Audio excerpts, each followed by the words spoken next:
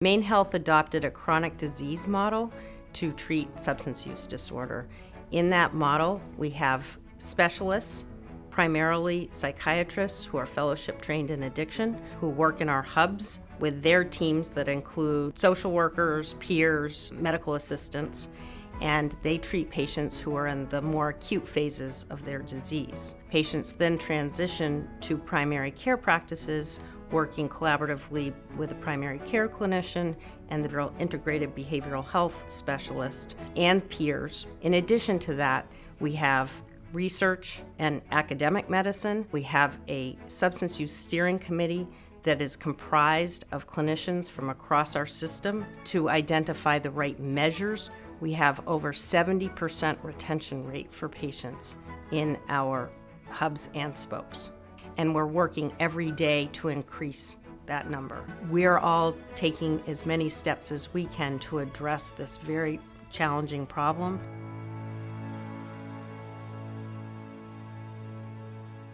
This episode is sponsored by Maine Health. The stories you're about to hear are true. The struggles, losses, and paths to healing, all woven into Voices of Hope, the rugged road to recovery.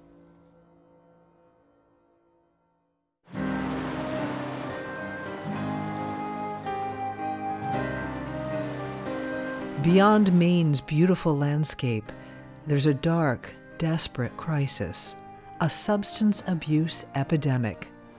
We set out to capture the faces and stories caught up in it and discovered there is a science to addiction. There is also a way out. These are the Voices of Hope.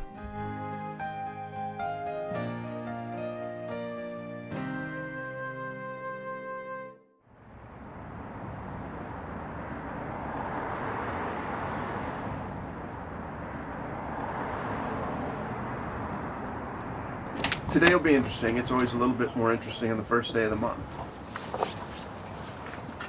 We have some local areas that we like to make our rounds in. We'll make sure that we have all the supplies that we need to go throughout our day. We deal with a lot of wound care in the community with substance use disorder, so a lot of abscesses, and we like to have all our supplies that we are required to have there. So, should be a good day. Megan and Mark are paramedics with the Portland Fire Department. They also spend many hours on top of their regular shifts working as a team with the Mobile Medical Outreach Unit, MMO. They serve the homeless population and those with substance use disorders. What they do has resulted in a reduction of emergency calls into the Portland Fire Department. In the case of an overdose, it often comes in similar to a cardiac arrest, not breathing, unknown life status, and that gets the full response, which is an ambulance, at least one fire company, but generally two, the chief and our EMS supervisor, and then police to stabilize the scene. So I mean, you're already talking 12 to 15 people, including police, if not 20, in that initial response. The MMO team's work means fewer crews diverted away from what could be larger emergencies. For those who are diabetics or for those who have a history of substance use disorder and carry needles on them quite frequently, we can hand out these sharp shuttles to them so that they can keep the community and themselves safe by keeping their needles in a device like this. Needles are a huge problem in our community. They're strewn throughout the streets, so we like to keep them as safe as possible.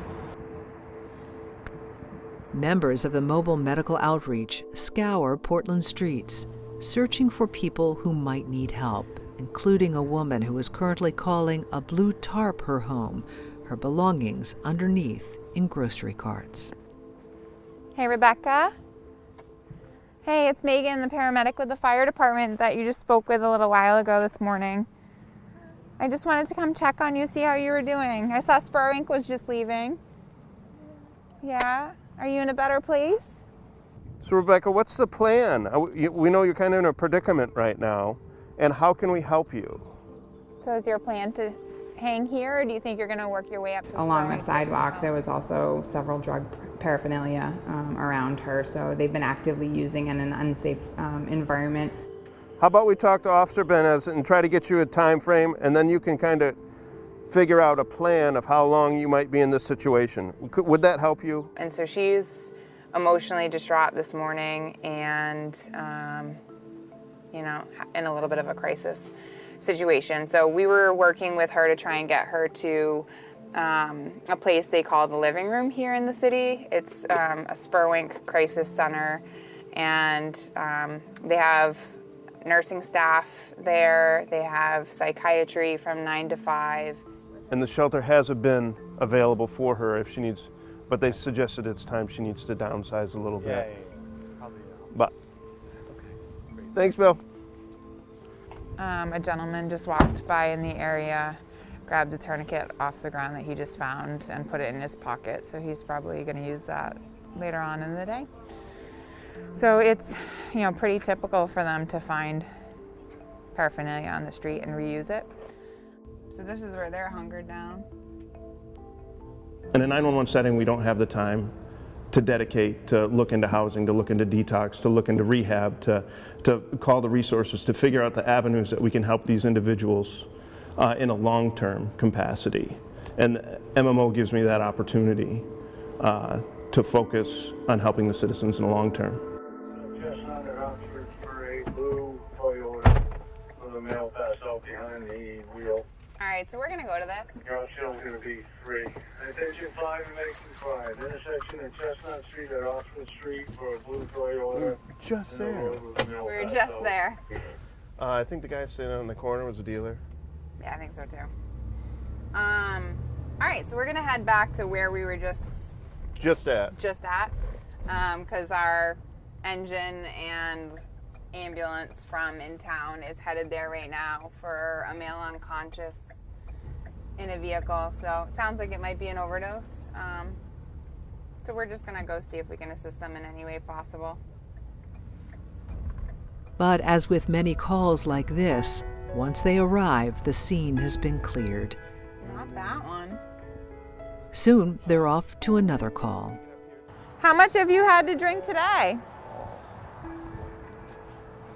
Quite a bit? What's your drink of choice? Just beers? The gentleman had one of his cousins had passed away recently, and I think it was quite impactful on him wanting to make changes, which we see day after day, that it's death brings impact to a lot of the addicted, whether it's alcohol, opioids, that hits close to home because they know they're not far from it. I think today is a good day for you. You know what? You might have had a little bit to drink and you're going through a tough time, but you're ready to take that next step, and I think that that's big for you. So hopefully we can get you the help that you need today. Get you sober. Okay? Okay. Joe, you take care, Thank you so bud. much, Katie. You're gonna go with Katie for the rest of the day, okay? We'll get you inside. Thank you. You're welcome. We'll check in with you later, okay? We'll call Okay. Milestone. Sounds great. One day at a time, Joe. Are you okay if we follow up with you with Milestone? Make sure you're doing okay? Okay, sounds great. Thank Thanks, you so Katie. much. Appreciate your help. Names again? Mark Megan and and- Mark. One of the most challenging things with mobile medical outreach is time and resources. If we've got someone that wants to detox from alcohol today, we don't have the resources that are needed to make that happen. And when someone's in a window that wants detox, that window can be very small. And if you don't grab a hold of it, it might be another week, another month, another year, or never that you have that opportunity to get them into detox. Especially in the shade, want to be in the sun. If anybody wants to make a difference, if they could do one day on the streets with us, they'd get a better perspective of what's going on. I feel like people are uneducated on what's actually going on in the streets. And if they were to see that, they could probably figure out ways to make an impact and help. Are you keeping an eye on how far the redness is going? No. Okay. We need additional services along with mental health. We need detox programs.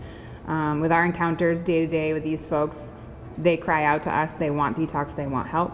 There's nowhere for them to turn. Call Kelly. I'm very hopeful for you, Melissa, okay? Me too. Thank you so All right, you're very welcome. You take care, okay? All right. Okay.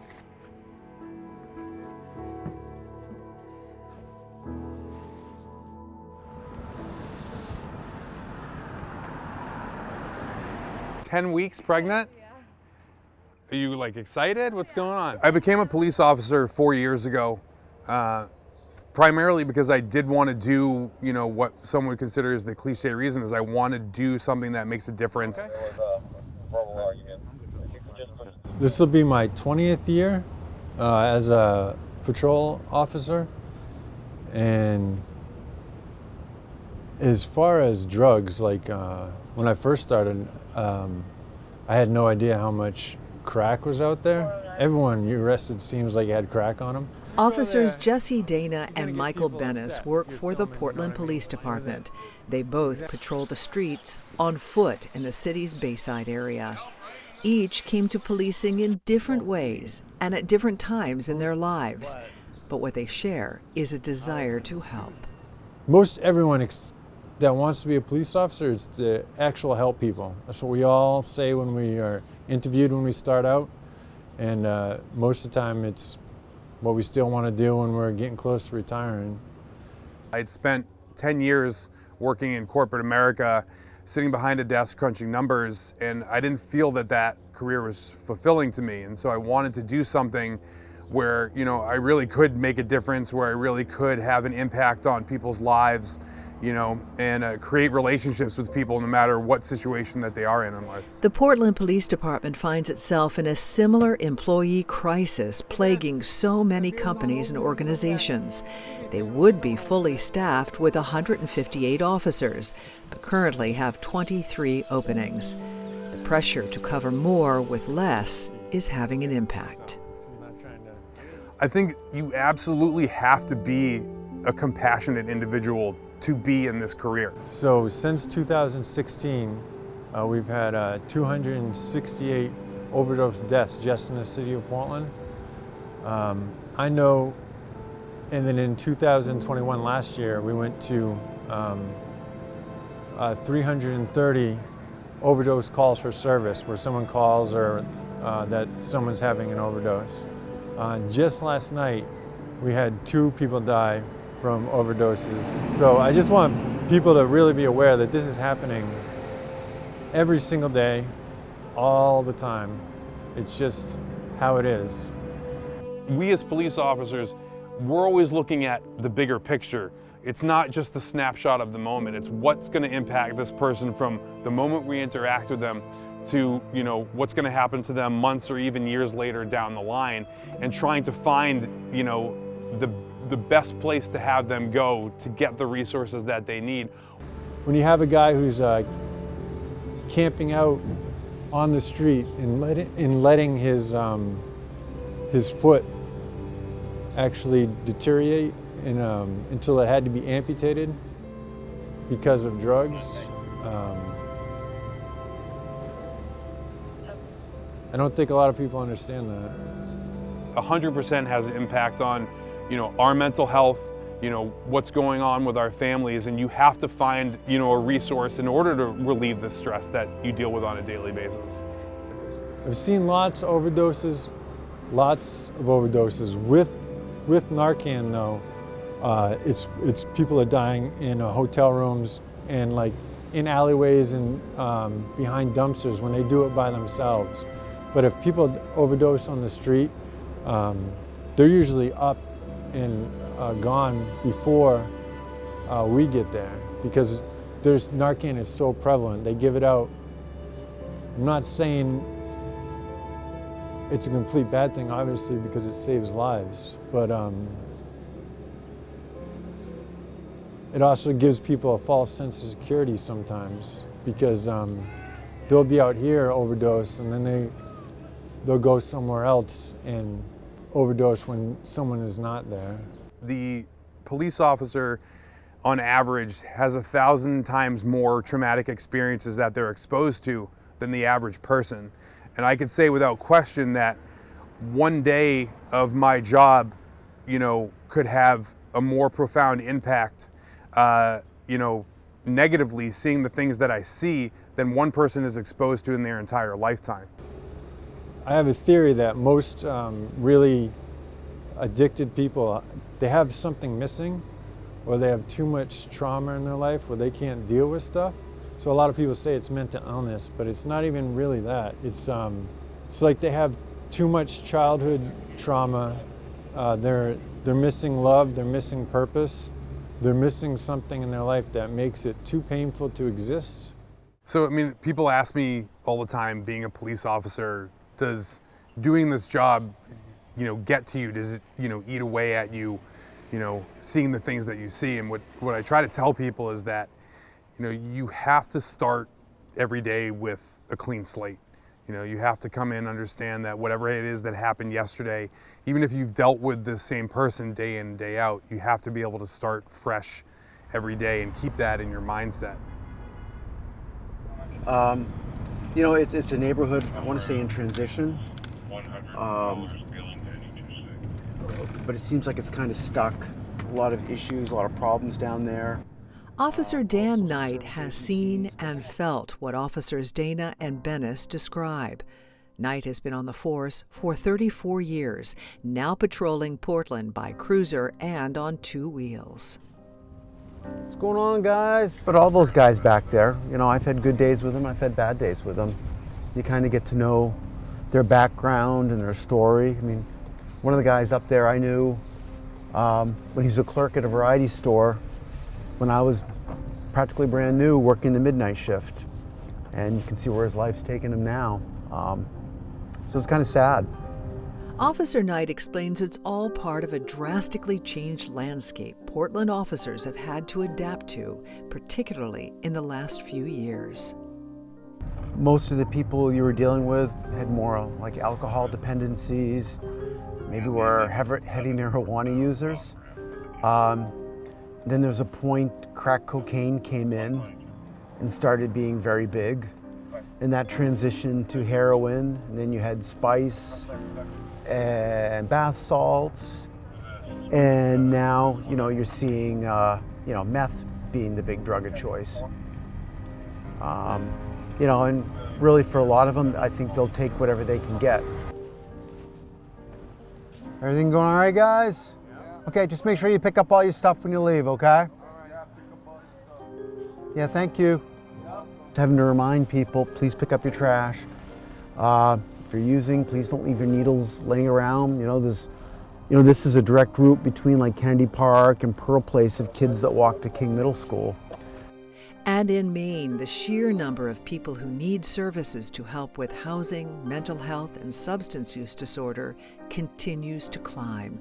According to a report from Maine Housing released in May, the Point in Time survey found nearly 4,500 people experiencing homelessness, more than double from 2021.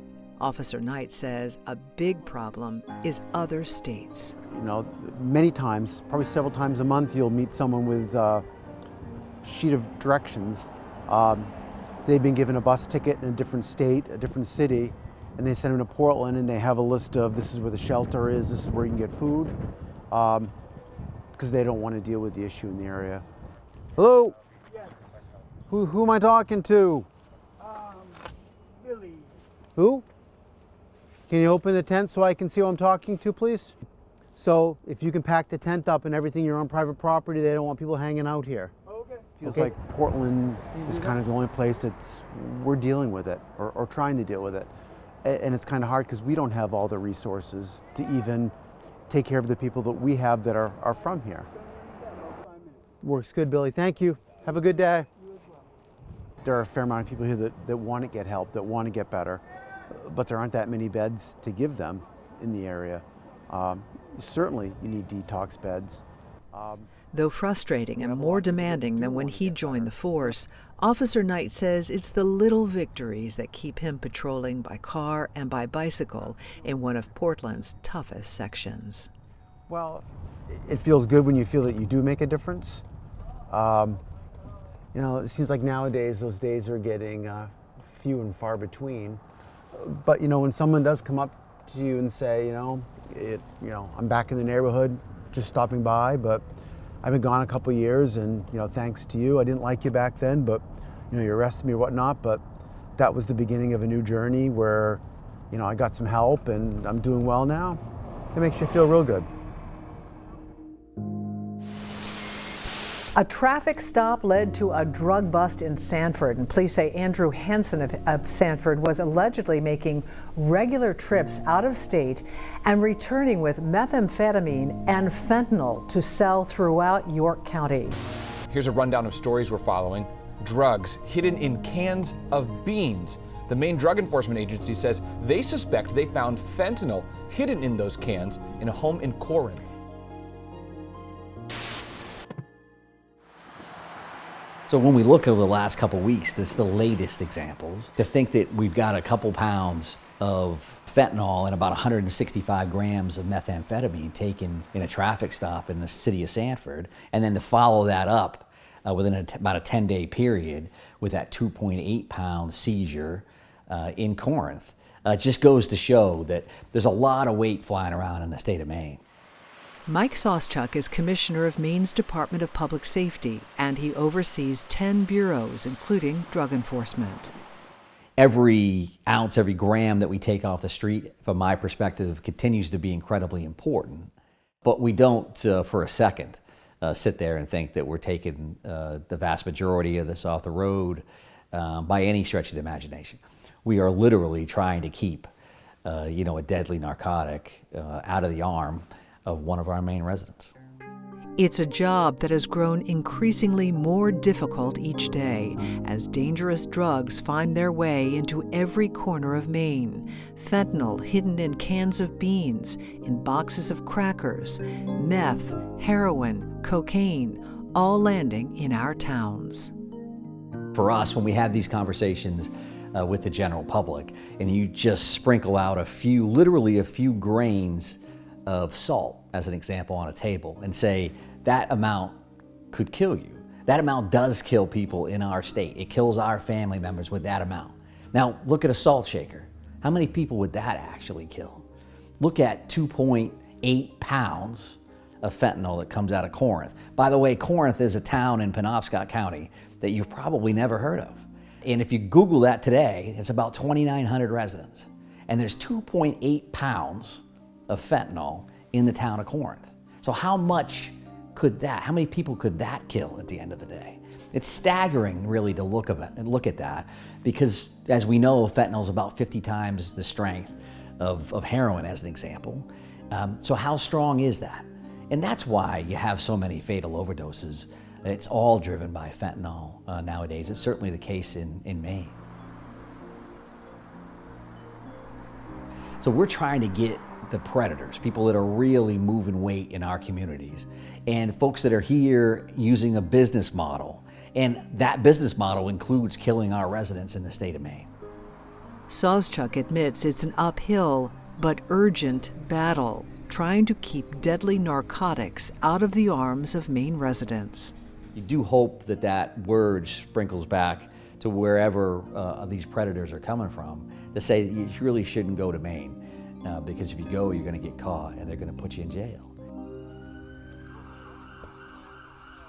While some police units deal with interdiction, arresting dealers and smugglers, others deal with the fallout when the drugs make it into communities. They're literally hurting every portion of our community with what they're doing, either directly or indirectly. Between people overdosing, people getting their houses broken into. And for deputies with the Cumberland County Sheriff's Office, that's a lot of area to cover. From Maine's coastline to its border with New Hampshire, the Cumberland County Sheriff's Office serves the largest population in the state, 280,000 citizens. If we eliminated drugs and alcohol from the world, I would be out of a job. That's everything that we do. 90% of our calls for service are related in some way, shape, or form to drug use or alcohol use all the time. It's tough to keep track, right? Like it's tough to keep track of how many tragedies that you respond to. The times that it is the worst, where we have to tell someone that their loved one has passed away, that's probably the worst thing to happen. And I've done a number of those. I've unfortunately had to do a number of those. And I've had to do a number of those resulting in overdose deaths or OUI accident crashes that ended up being fatal, or somebody being rushed to the hospital. In 2021, for agencies all over Maine, that meant responding to 636 fatal overdoses and 8,000 or more who lived because they were given naloxone, better known as Narcan. Responding to overdose and overdose deaths and dealing with drugs in the community, it has taken a toll. Each encounter is different, right? You're dealing with somebody's family member. You're dealing with a real person of the community. This person still has a life. As much as you see them as a drug user, they're more than that, right? They have family or loved ones that are surrounding them, friends that are surrounding them that are seeing this going on. Nobody likes it when the police shows up, but we are there to help during these overdose calls. We're there to help first and foremost, right? We're not looking to get everybody in trouble as far as overdoses. When somebody does overdose and they do pass away from it, it does affect the community. It does affect the officers that are involved. It's difficult. It's really difficult for us. I mean, as everybody knows, these are extremely trying times for law enforcement, and the call volume doesn't stop because this issue has come to our area. They just keep going. They keep going and they keep going. People are still calling the police for any number of reasons. So, you know, if we're out there trying to do the criminal interdiction, we're out there trying to do, you know, take these people that are dealing these drugs that are killing people off the streets.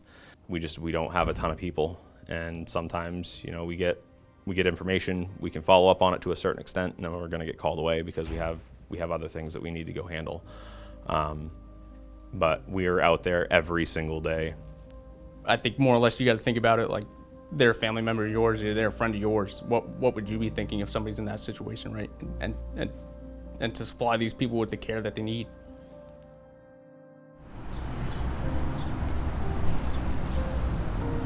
We're so busy down here in the neighborhood, and there's so many people that need help and so many people that we see on a daily basis. You know, I might see 100 people in one day, talk to 100 people in one day.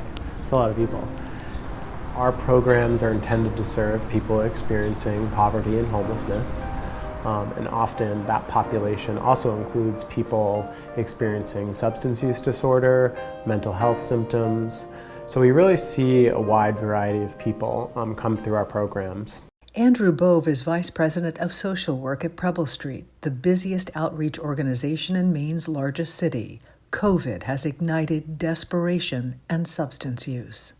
A lot of the people that I work with at Preble Street are people that are really acutely vulnerable, people that have been unable to access other emergency services systems, or who have there are no resources available to them, or they've gone through those resources or burned those bridges, or for whatever reason have ended up kind of alone, you know, on the street with no resources or supports.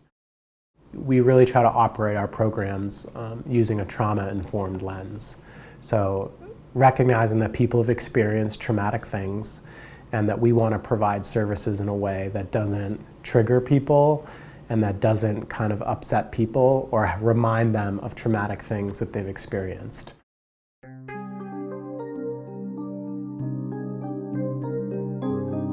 We're working with folks with really complex medical conditions, often co-occurring mental health and substance use. Health Services Director Caitlin Corrigan oversees the Maine Medical Center Preble Street Learning Collaborative, a project to ensure the most vulnerable, underserved people have access to quality, barrier-free health care. We had an experience of a patient coming to us wanting to connect to medication-assisted treatment. They got turned away from it. This is a couple years ago. They got turned away from a methadone clinic, came to us to try to get help. We couldn't do anything at that point, and they experienced a fatal overdose. So at that point, we started the short-term Suboxone program. And what that is it's a short-term Ready Access Bridge program for folks to access medication-assisted treatment, Suboxone, ideally on the same day. This is a pretty limited program. We're not an ongoing treatment facility, but this is something that we identified we needed to do because that window can be so small. Window of opportunity I referred to, it can look different for different people. And sometimes that window is, a month of someone kind of really talking and engaging with a lot of different providers and, trying out the idea of going to a sober house or, getting on a wait list for treatment. But sometimes that window is really very small, and it's a matter of, minutes or hours to try to connect with them and make something happen. So we have a window today. They had a health concern that was, that came in because of their IV substance use. And so they had to go get medical care. And so they're there, and I'm going to go make sure they stay through the weekend. And I've been calling and emailing with Operation Hope all week. And, ideal scenario for this person is that they can go right to the hospital to treatment. And we're back to square one. I'm going to go back to square one with this person and not tell them I'm disappointed in them, not judge them or shame them if things go wrong, but be there ready to try again when they're ready to try again. Their sons, their fathers, they're artists, they're engineers, they're musicians. They have an identity which extends far beyond their homelessness or the fact they use substances. And when you nurture that and you identify that and you remind people of that, that's what really lights a fire. That's the spark that can really ignite people for change and ignite people to kind of find a new way for themselves.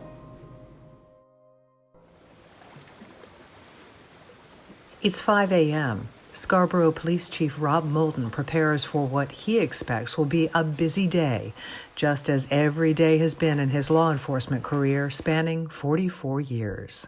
I think people get into this business because they want to help people, but we don't have to know what that looks like. And what we may consider helping someone is not really the help that they need.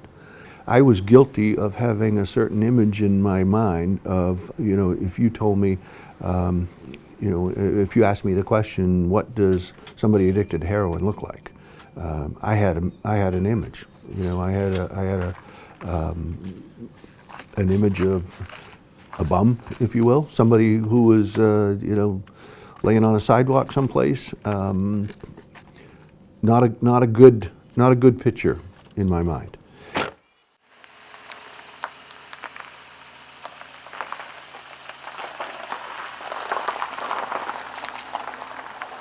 We started Operation Hope because around the end of 2015, there were people dying every day. I think there was a period in Portland where in 24-hour period, I think they lost 14 people. And we launched October 1st of 2015. And in that time, to date, we've been able to put 442 people in treatment. Now understand that there's been probably 3 times that number of folks who have come in looking for help. But the reality of it is some people just aren't ready. Some people have circumstances that won't allow for it. And so the number of people that we've been able to get into treatment is probably a third of the folks that have actually come in. I'm gonna take this path a little bit further. I'm just gonna beat down. Sure. This has become part of Lauren Dembski Martin's beat as social services navigator with Scarborough PD and Operation Hope, literally looking under every stone, searching for anyone who needs help. Oh yeah, there's more back here than I thought.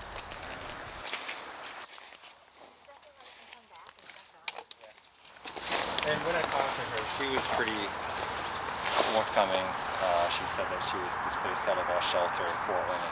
So we just went to a campsite where some officers they were actually searching for another suspect, and they came across this tent, identified the male and the female as kind of getting kicked out of the local shelter or not being able to utilize the local shelter. So now they're camping out behind Martin's here in Scarborough. And for those who do want help, Lauren meets with them at Operation Hope headquarters at the Scarborough Police Department. In my years on the force, I certainly have seen, lots and lots of drug issues and so forth. And, you know, the answer always was this war on drugs. It's all about enforcement, and we need to arrest all these people and so forth. And I think it's, if you're asking what changed, I think what changed is people dying. When you sit down and you talk to people in recovery and you understand what they went through and so forth, and the things that they did, you see them on the other side and you realize that these are really decent people. These are really articulate people. This is you and I, right? I'm a surgery away from having a situation like that. And that's scary. In terms of this particular issue with substance use disorder, I would like to see ultimately a situation where anybody could walk into any police department or any fire department and ask for help, and have them have the resources to be able to, not necessarily the funds, but understand where to send those people to get help. And finding people help is critical. According to the National Institute on Drug Abuse and the Centers for Disease Control, 100,000 people died in the U.S. in 2021 from drug overdoses, mostly from fentanyl. In Maine, we lost 636 people to overdose. That's a 23% increase. And according to top drug enforcement officials in Maine, 2022 is heading down the same course as 2021.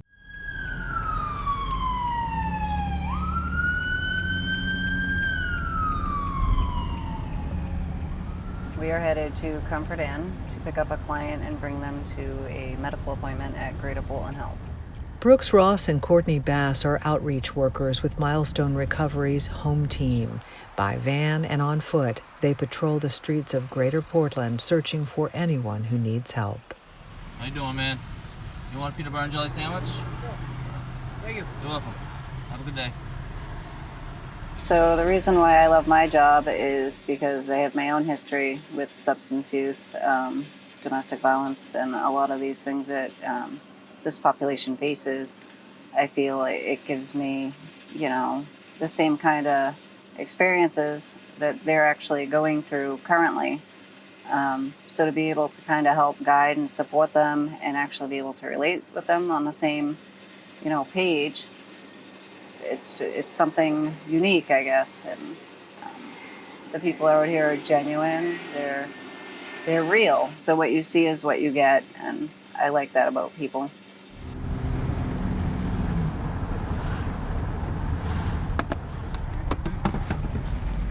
So, yeah.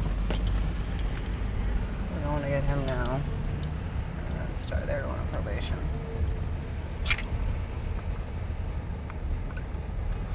So we're headed to the Comfort Inn? Yes. All right, careful. Have a good one.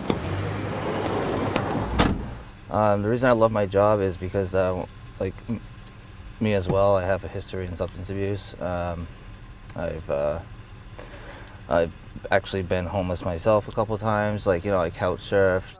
I've been sober for about three and a half years now, and I've never, and I used for probably about 12 years. I was a junkie.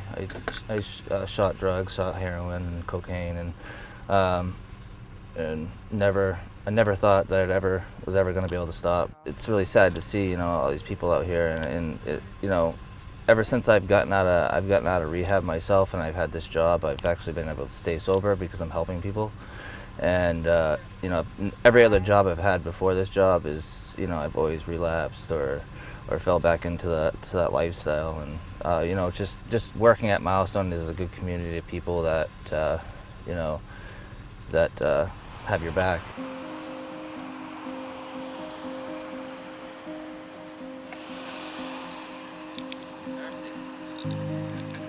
So we just go out and we hand out water and some food and just try to take care of their basic needs. Every person is different, every situation.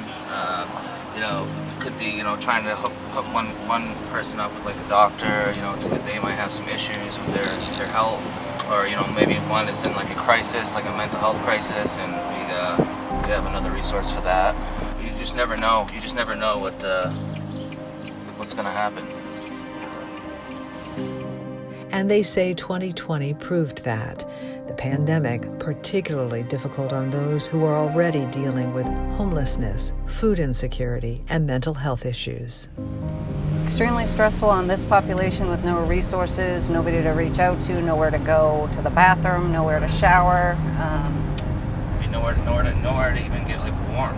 I mean, there was no, like, they shut down the resource center, so there was no place for them to go and, you know, just have a place. Then they opened up the hotels, which provided, you know, shelter, but then you had one person per room, and if they're using by themselves, you know, more overdoses. People that normally didn't use were trying opiates because they were all together in the hotels, and we lost a few of our clients to opioid use that hadn't used in years, but this pandemic has caused a lot of stress on a vulnerable population, for sure.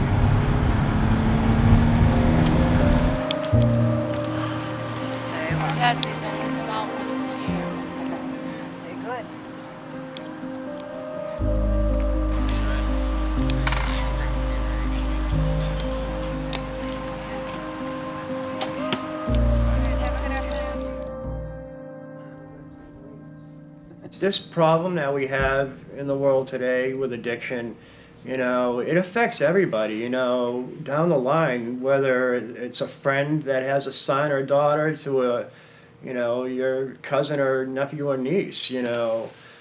It's a family disease, it affects everybody. Kirk Carlson first worked in outreach with the home team. He's now in Milestone's newly launched Housing Navigator program. You know, I instantly can feel, I don't know, sometimes it's a blessing, sometimes I think it's a burden, but, you know, I feel all the people's pain, I can imagine I do. You know, when I see somebody cry, I hurt for them, you know, or somebody's happy, I'm happy for them. But I've always mentioned it to my supervisor, you know, why don't we try to house these guys, you know? I mean, otherwise they're just going to be coming in here. The cycle is just going to be the same, you know.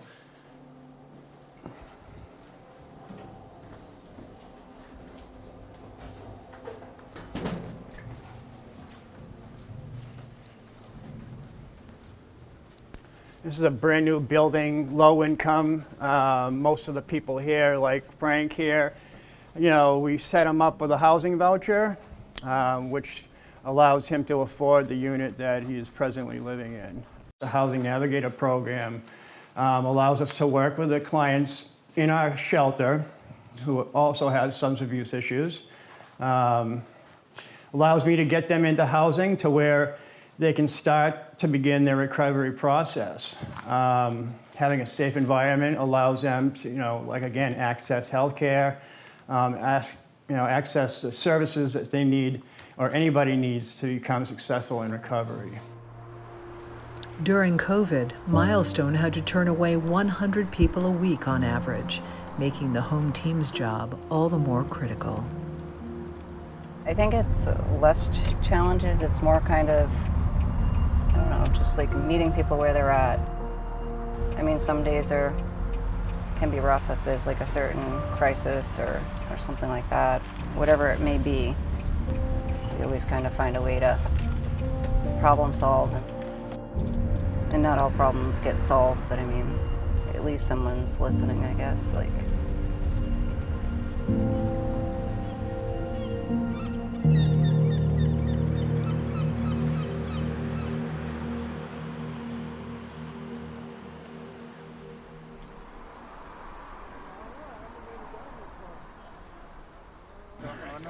Thank you. You're welcome, Jimmy. Really, sir. Really. No matter how tough it gets down here, and it gets really hard, it's cold. There's no day space. There's no place for people to go to get warm. But they still smile. They still laugh. They still look after each other. If they find one cigarette, they share it. It's really kind of remarkable. Jeff Logan is pastor of Grace Street Ministry. He is quite literally the street pastor of the people who live out on the streets of Portland. Yeah, you okay with a blessing on this guy? The Lord bless this cross. May bring your strength and your light and your love into this woman's life. She's got a big heart, Lord, and sometimes that gets her into trouble. So keep her safe around here. I've been homeless for about 7 months. I have been put up at a hotel, most recent Comfort Inn in South Portland. But I let some homeless people stay in my room. They didn't have a place to go, and I got kicked out. I got frostbite last year, and it was all the way down to here. It's healing. It started bleeding the other day, and I went to the hospital, and they said it was a good sign that means there's life in there. Piles of stuff. The trunk of Pastor Logan's car is filled with socks, coats, and warm, sturdy boots to keep his flock a little more comfortable. Okay.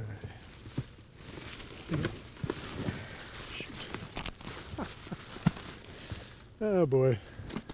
Let's go see if any of these will work.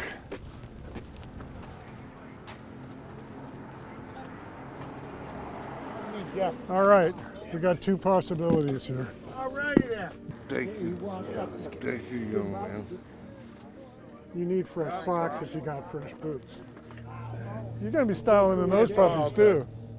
To a lot of these folks, I have learned so much more from them than they have ever learned from me. They kind of tear my heart open, to be honest with you. Giving up never makes it better, my friend. It does not. They're really amazing folks in a lot of ways. I mean, I know that people drive up here and they're sitting there and they're drinking their beer and doing their stuff, and a lot of people just think that they're a waste of space and oxygen. I have children, I've got grandchildren, great-grandchildren. I have friends who love me. 150 feet. You know? Man, he's like 300 pounds. Hey, He jumped off the till the bridge, day I drop dead, He called his wife. everything's positive. I'm jumping off the bridge. Everything is positive. That coming from a man who seemed to have it all. Jimmy was drafted by the Boston Bruins in 1973 in the amateur draft straight out of high school. But life had different plans. His girlfriend became pregnant, and Jimmy got a job instead. And then life unraveled. The old saying, God closes the door, God leaves the window open. And I don't like her sense of humor. So I have, and these actually, I was looking at, they're $10 ones. Oh, really? I know, we never get $10 ones. Pastor Logan hands out Dunkin' Donut gift cards to each of them, a minister who does not judge any of them for their substance use issues or why they landed here on the streets. Year in and year out, he simply cares. It's really a privilege to be able to do this, to be able to come down here, to have built trust over 6 years so that I'm a member of the family. And that's a great thing to be able to do. And I don't have to fix anything. I just get to show up and, you know, maybe I can bring a pair of shoes that makes a huge difference for somebody, or a Dunkin' Donut card so they can go get warm. Small things, but things that make a huge difference for this population. God bless. I'll see you soon. Take care, young man. You do the same. And I pray for your family too. Thank you. It's really helping, Jimmy. Thank you. You pray for me, I pray for you guys. It's fair. Yeah.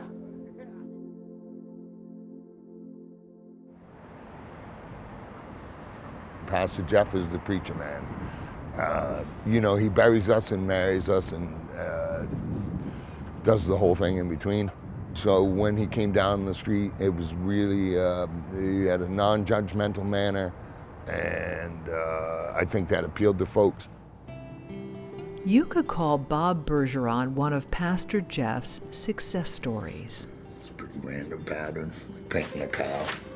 A mural artist, he spent over 10 years homeless, living and drinking out on the streets. You get a lot of despair, hopelessness. Your self-worth ain't great when you're trying to clean yourself in the stall at the bus station or at the ferry terminal, and that first time that you ever reach into a trash can when other people are looking and pick something out of it, that it does a number on your self-esteem. I've been off the booze since last May, and this time around, I finally had a chance to regroup. Right now, I'm all scrubbed up and I'm wearing clean clothes. So I could stand here at these posters all day long and no one would think anything of it. But if I looked the way I used to look, and I stayed for too long looking in the windows, they'd probably call the cops. Gave me a chance to be safe and regroup and collect my wits and figure out what next. I don't think there's any deep significance to it.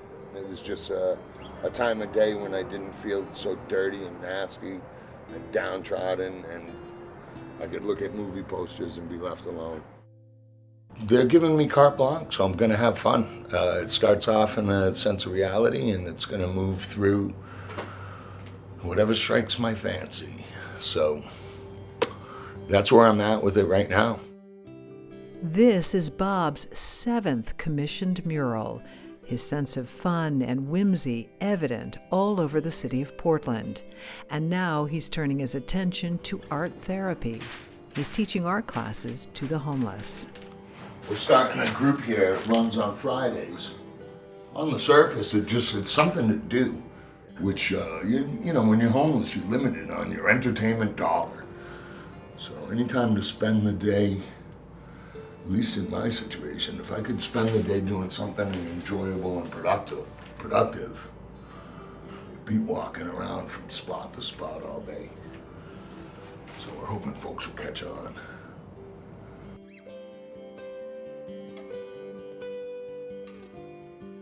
Gives me a lot of satisfaction. And the fact that other people enjoy it and makes the space a little better, gives people some things to, to ponder, maybe a bit of escapism. No mistakes, just happy accidents. I got a few simple things I do on a daily basis to maintain my sobriety, and I've changed the associations I have in my life. I got a lot of gratitude. I dare say I've been trying to learn how to have some compassion for folks, and just generally be a good person, which is, yeah, that'll keep you sober.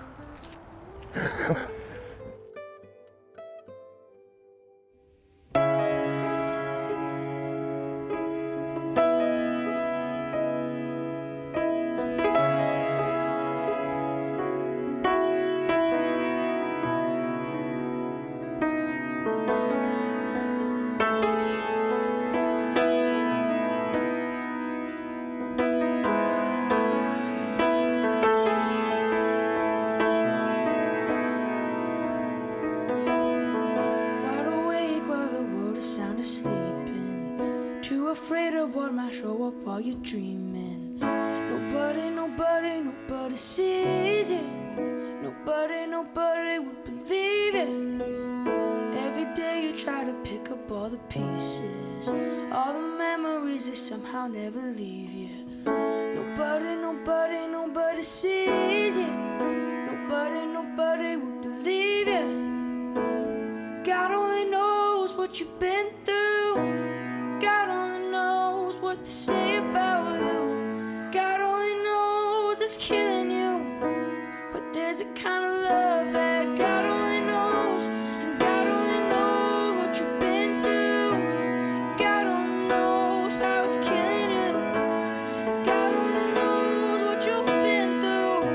'Cause there's a kind of love that God only knows.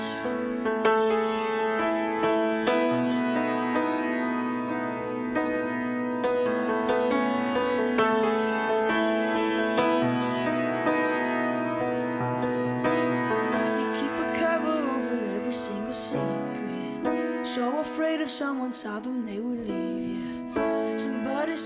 Somebody sees it. Somebody will never leave you. God only knows what you've been through. God only knows what they say about you. God only knows it's killing you. And there's a kind of love that God only knows. And God only knows what you've been through. And God only knows what they say about you. God only knows the real you. And there's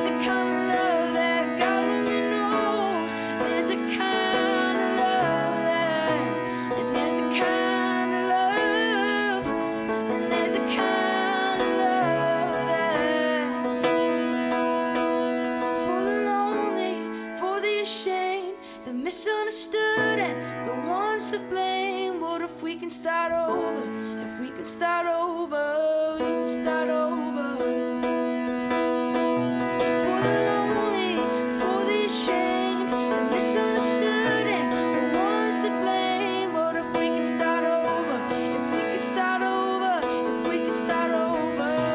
'Cause there's a kind of love that God only knows, and God only knows what you've been through, and God only knows what to say about you. God only knows the real you, and there's a kind of love that God only knows.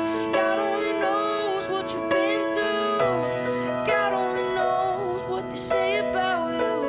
God only knows it's killing you, but there's a kind of love that God only knows.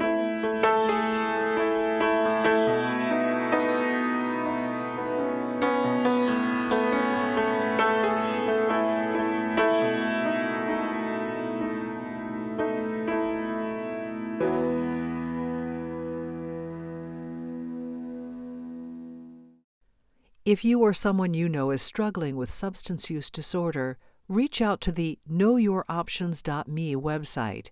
Resources by county are listed with direct contact information. If it's an emergency, call 911. You could be that critical link to saving a friend or a family member. Special thanks to our sponsor, Maine Health.